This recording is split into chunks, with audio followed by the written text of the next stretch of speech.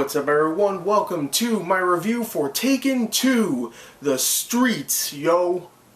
Represent. No, okay. They didn't turn Taken into a dance film or whatever the hell Taken to the Streets would be. Because I don't want to see Liam Neeson dance. I don't want to see him dance at all. But what I want to see him do is kill a bunch of people that screw his stuff. And in the first movie, they took his daughter, he killed a bunch of people. And in this one, they take him, his wife, his ex-wife, and try to take his daughter. And that doesn't turn out well in this movie for them, at least, you know, for a little bit. I'm not going to spoil what happens at the end. But, yeah, I was looking forward to seeing this film. Taken 2, I don't know, I love the first one. So, let's talk about the story, which I kind of already explained, but I'll explain it in more detail. So, you know what, let's get straight into it with the story. So, the movie actually starts off with a funeral for about 8 or 9 people. You know, a bunch of graves right there. And just a bunch of people, you know, oh, they're dead, woo-hoo-hoo. And, of course, if you watched the trailer or read the synopsis, you would know that all these people that are dead are the people that Liam Neeson killed in the first movie. And, of course, everybody around them is the family, of course, the brothers, the sisters, maybe the moms, the dads, even maybe the sons that are just around just crying and stuff. And one of the dads for one of the people that Liam Neeson killed that was on an electric chair, you might remember that one, decides, you know what, we need to band together, everybody here, we have to get the Albanian Mafia, because he's actually the head of Albanian Mafia. We have to get them all together, and we have to get revenge against Liam Neeson's character, Bryan Mills, because he killed all of our sons and brothers and whatever, and we have to get revenge. And of course, after that, it starts off with Liam Neeson and his daughter and his ex-wife having some drama around the house and blah blah blah. That part really doesn't matter. Just to break up all the drama, Bryan decides, you know what, why don't you two come with me to East Temple, because I'm going there for 3 days to do a job, and when I'm done we can actually hang out as a family and just have a good time. And they, of course, accept, because if they didn't, we wouldn't have a movie. But they accept, and of course they get taken by the Albanian Mafia. Him and his ex-wife, and Maggie Grace almost gets captured, but luckily she evades the capturing this time in this movie. Of course, Bryan, being the badass that he is, he escapes as well, but can't take his ex-wife, and he meets up with his daughter, and now he has to go after the Albanian Mafia and get his ex-wife back before they do something dastardly. Well, the story itself is fairly generic. It's predictable as all hell. You know where it's gonna go. There's a couple parts I actually really like. One is the premise, where, of course, all the people that Liam Neeson killed in the last movie actually have families, and the families want revenge. I actually like that premise because not many action movies, dumb action movies, use that. I mean, they never even think about all the people that one character killed having families. They never even think about that. They might as well just be mindless drones, you know? And for the most part, in most action movies, they are. And this one, they don't do that because they actually give some, you know, emotional background. Very little bit, but they give some emotional background that makes you actually go, oh, that's actually kind of interesting. And also, I do like the drama between all the characters, Liam Neeson and his daughter, Maggie Grace, and of course, his ex-wife, Famke Janssen. I think I'm saying her name right. But I like that whole emotional drama that's going on. It's not too much, which is good, but it's just the right amount, which I thought was really good, and I thought the chemistry between all the characters was really good as well.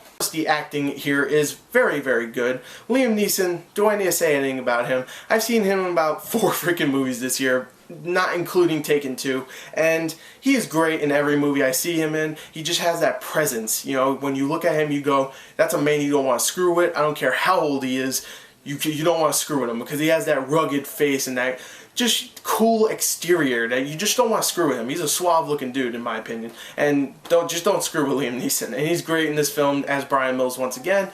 And Maggie Grace plays his daughter, Kim, that's her name, and she does a great job as well. I love Maggie Grace. I want to see her in more movies where she actually plays a adult, because she's about 32, 33 years old, and she keeps playing 18-year-olds. I don't know why.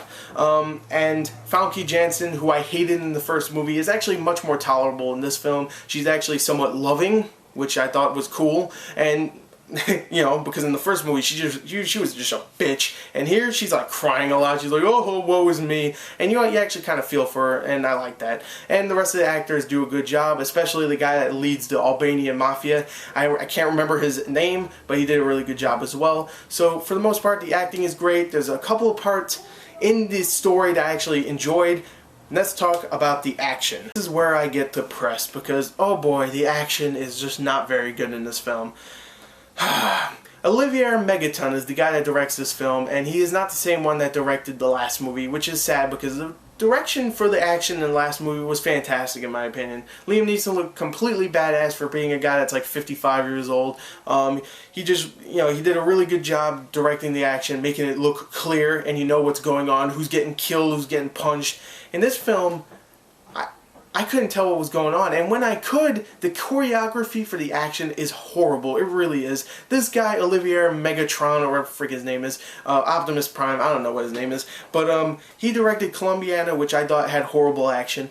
He directed Transporter 3, which I thought of the 3 Transporters had the worst action, and he also directed, I think, B District 13, whatever the hell it was called, that parkour movie, which I heard was a great movie with great action, but for some reason, those last 2 movies I talked about, and this one, he just can't direct action to save his life because he's a horrible director for action. He's decent with everything else, just as a regular director with drama and whatever, just actors. He does a decent job there, but as a action director, he's horrible. Choreography's terrible. The camera work is too shaky to tell what the hell's going on.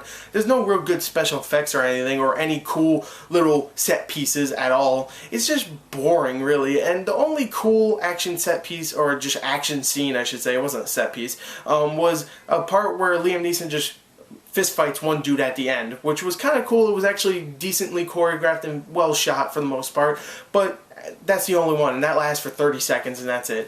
This is just a disappointing film, action-wise, and it's not even close to as good as Taken 1 was, but I did like the acting, I did like the characters, and I like the premise behind it, so I will give it points for that. I'm going to give Taken 2 a 24 out of a 40. It definitely is a disappointment, but hopefully Taken 3, because this is going to make a lot of money, hopefully Taken 3 will do so much better, because this one, damn, this one was so disappointing. So anyway, there you go. There's Taken 2, my review. Goodbye.